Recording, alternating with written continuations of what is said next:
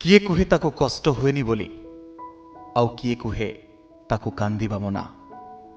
କାରଣ କାରଣ ସେ ଗୋଟେ ପୁରୁଷ। ହେଲେ କାହିଁକି? କେବେ ପଢ଼ିଛ ତା ଛାତି ତଳେ ଚାପି ହୋଇ କଷ୍ଟ ପାଉଥିବା ସେ କୋମଳ ହୃଦୟକୁ? କେବେ ବୁଝିଛ ବାପା ହୋଇ ବି ବେଳେବେଳେ ମାର ଅନୁପସ୍ଥିତିକୁ ପୂରଣ କରୁଥିବା ସେ ପୁରୁଷଟିକୁ? ଦାୟିତ୍ୱ ଭର୍ତ୍ତି ବୋଝ ମୁଣ୍ଡେଇ ସେ ବି ମିଛ ହସ ହସିପାରେ, କାହିଁକି ନା ଏ ସମାଜ ତାକୁ ମରଦର ଆଖ୍ୟା ଦେଇଛି। ନିଜର ଆବଶ୍ୟକତାକୁ ଭୁଲି ସେ ପୂରଣ କରିଚାଲେ ସଂସାରଟା ଯାକର ଇଚ୍ଛା। ପୁରୁଣା ଛିଣ୍ଡା ଚପଲ ପିନ୍ଧି ସେ ଚାଲିପାରେ ମାଇଲ ମାଇଲ ବାଟ। କର୍ତ୍ତବ୍ୟ ମୁଣ୍ଡେଇ ସେ କେବେ ଘରୁ ଦୂରେ ରୁହେ ତ କେବେ ରାତିଦିନ ଏକ କରି ଖଟେ। ହେଲେ ତାକୁ ବି ବିଶ୍ରାମ ଦରକାର। ଦାୟିତ୍ୱର ଦ୍ୱାହି ଦେଇ ତା ଖୁସି ମଉଳି ନ ଯାଉ।